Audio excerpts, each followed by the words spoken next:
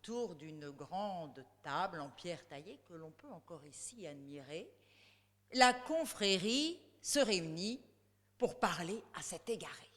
Je suis le chevalier égaré qui ne sait où il va. Oh, pour ne plus être parjure. Le chevalier doit prêter serment de ne plus revoir la belle, à ses frères restés fidèles. Sur cette table, il frappe 3 fois, tentant de chasser les instincts qu'il ne domine pas. En pénitence, il est reclus derrière des murailles, loin de la belle, dans ce qui autrefois était ici érigé en forme de citadelle.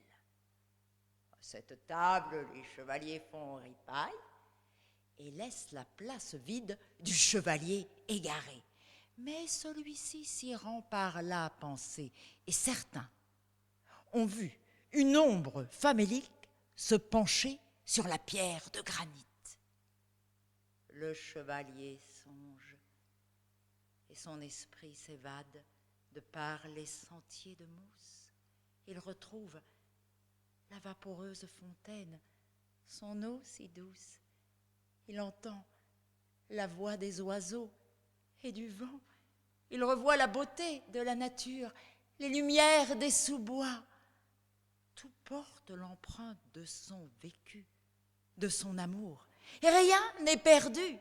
Allez, fuyez à présent colères et remords. Qu'Aubin libère, renforce l'esprit, apaise le cœur. Songe le chevalier errant. Qu'Aubin, je suis ton suppliant.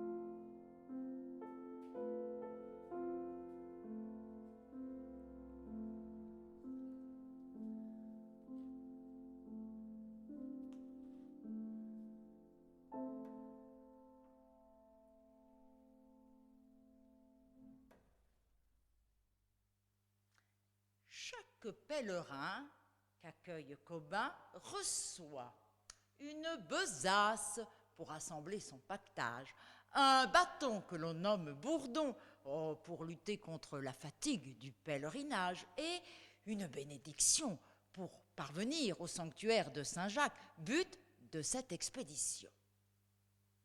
Ainsi, pour soigner le pèlerin fatigué, voilà le chevalier contraint de laisser le cœur de la belle saigner. De princesse, elle redevient bergère, et dans ce paysage de Qu'Aubin se sent étrangère. Elle a perdu la main du chevalier, et ce grand vide la trouble, la voilà essolée, et elle s'égare loin d'ici. Sur le sentier, je suis la bergère égarée qui ne sait où aller. Sa douce folie l'entraîne au bord d'un torrent. Elle y cueille des pervenches, des boutons d'or, des iris aux couleurs d'opale et ces fleurs d'un rose pâle qu'on appelle les doigts de mort. De ses mains, elle tresse un collier de ses riants trésors et s'en va l'accrocher à la branche d'un saule qui répand sa ramure sur l'onde pure comme larmes que pleure d'âme nature. Mais trop faible, le rameau plie et la pauvre demoiselle, sa guirlande à la main, tombe dans les eaux profondes. Comme voile gonflé, sa robe la tient sur le courant, sa chevelure au gré des flots. Voici la belle qui flotte comme un roseau, comme une naïade née au milieu du torrent. Dans ses mains entrelacées, elle serre un bouquet.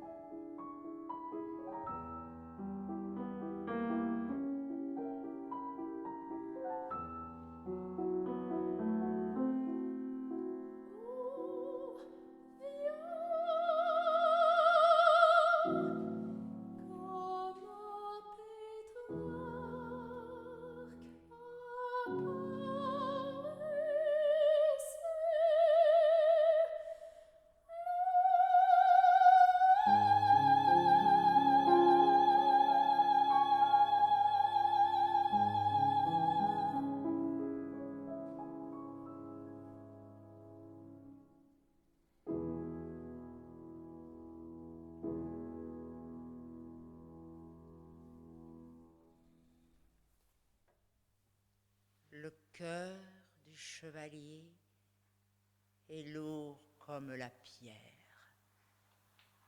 Du chagrin qui l'oppresse ne sort nulle plainte, nulle parole amère, juste un silence qui s'étire, une note muette, un soupir. Terre, soleil, torrents, vallons, rivières et saisons, tout se confond. Chaque lieu, chaque arbre, chaque rocher, s'il pouvait parler, nous raconterait ce qui fut hier. Le vent, les parfums, les rivières sont autant de langages qui charrient des aveux. La nature, sans cesse, restitue ce qui, à la saison dernière, avait disparu. L'homme privé de cette hardiesse veut toujours immortaliser ce qu'il a de plus cher parmi son vécu. Pour qu'une histoire dure, elle doit prendre matière. Et les sentiments s'immortalisent en des sanctuaires. Devant l'autel, le chevalier adresse une longue prière. Le temps se fige. Son amour en lui se cristallise. Et pour graver l'instant à tout jamais, voici le chevalier en pierre transformé tout entier. Son amour en lui reste éternel. Dans ce corps de granit, un cœur de pierre palpite sous la voûte de Cobin qui à tout jamais l'abrite. L'histoire humaine a rejoint le sacré. Des volubilis sont poussés à l'entrée. Oh, si ma plume s'est ici égarée, ce n'est que pour glorifier la quête de tout homme sur le sentier de sa destinée. Une fois la porte refermée, Cobin vous accorde la paix avec vous-même et avec le divin.